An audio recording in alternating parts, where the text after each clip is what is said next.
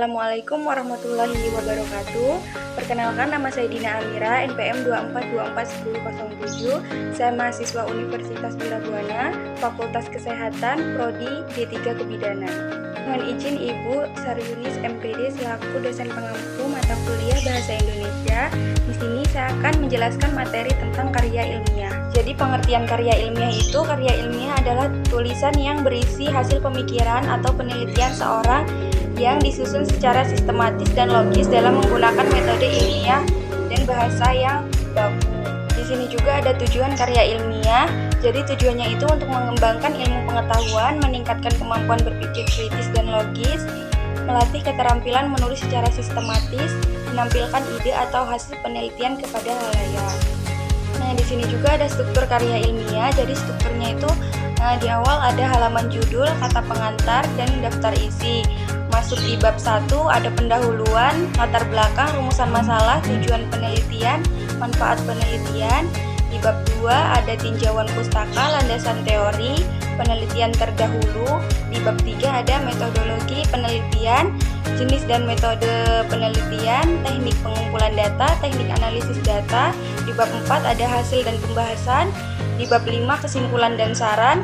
Terakhir ada daftar pustaka dan lampiran jika ada. Nah, selanjutnya di sini langkah-langkah menulis ilmiah. Jadi di sini cara penulisannya juga ada langkah-langkahnya ya teman-teman. Ada menentukan topik, merumuskan masalah dan tujuan, mengumpulkan referensi dan data, menyusun karya tulisan, menulis sesuai struktur ilmiah, melakukan revisi dan pengecekan plagiarisme. Di sini juga ada etika penulisan karya ilmiah. Etika penulisan karya ilmiah juga itu menghindari plagiarisme, mencantumkan sumber kutipan dengan benar, menggunakan data secara jujur. Jadi teman-teman, kesimpulan dari karya ilmiah adalah tulisan sistematis yang dibuat berdasarkan hasil pemikiran atau penelitian dengan menggunakan metode ilmiah. Tujuannya adalah untuk mengembangkan ilmu pengetahuan, menyampaikan ide, serta melatih kemampuan berpikir kritis dan menulis secara logis. Karya ilmiah memiliki ciri-ciri objektif, sistematis, dan berbasis data. Jenisnya beragam, mulai dari makalah hingga disertasi. Penulisan karya ilmiah harus mengikuti struktur tertentu, bersifat etis, dan menghindari plagiarisme. Dengan demikian, karya ilmiah menjadi saran penting di dunia pendidikan, dan penelitian juga menyebarkan pengetahuan secara bertanggung jawab. Baik, kita lanjut materi yang kedua, yaitu alinea dan paragraf. Di sini pengertian alinea dan paragraf adalah dua istilah yang sama maknanya, yaitu sekumpulan kalimat yang membentuk satu gagasan pokok dan beberapa kalimat penjelas.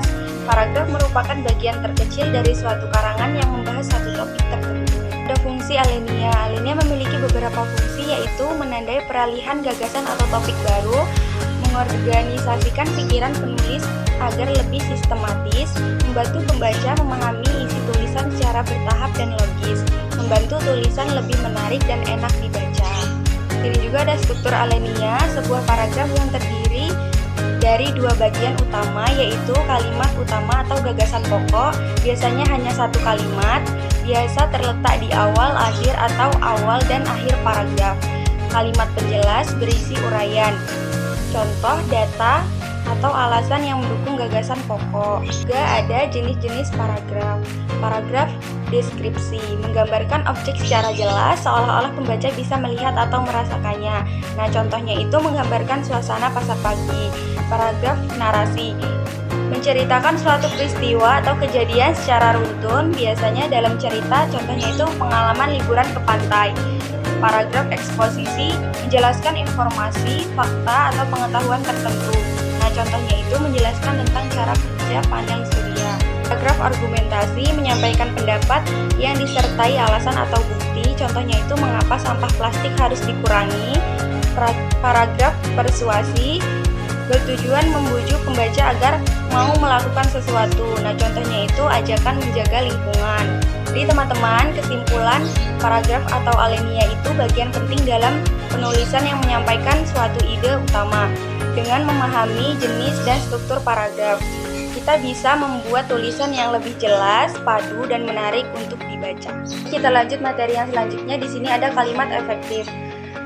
Nah, jadi pengertian kalimat efektif itu adalah kalimat yang disusun dengan mengikuti kaidah bahasa Indonesia yang baik dan benar, serta mampu menyampaikan pesan secara tepat, jelas, dan efisien kepada pembaca atau pendengar. Kalimat ini digunakan agar ide, informasi, atau gagasan dapat diterima tanpa menimbulkan makna ganda atau kebingungan. Dalam komunikasi tulis maupun lisan, menggunakan kalimat efektif sangat penting agar maksud penulis atau pembicara dapat tersampaikan dengan mudah dipahami.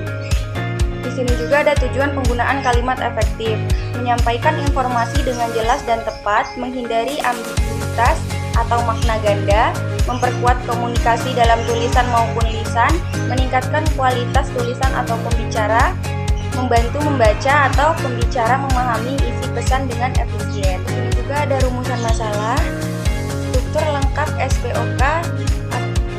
Ini juga ada rumusan masalah, struktur lengkapnya SPOK atau variasinya harus ada subjek dan predikat minimal.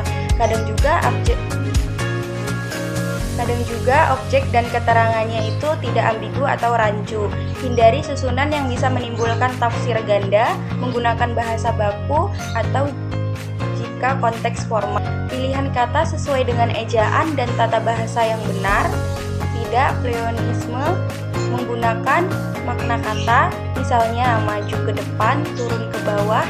Jadi teman-teman, kesimpulan dari kalimat efektif itu adalah fondasi penting dalam komunikasi yang baik.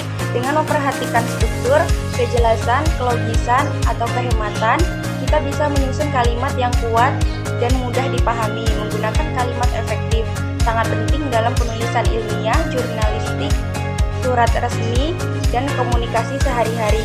Belajar membuat kalimat efektif berarti belajar menyampaikan ide secara cerdas dan efisien.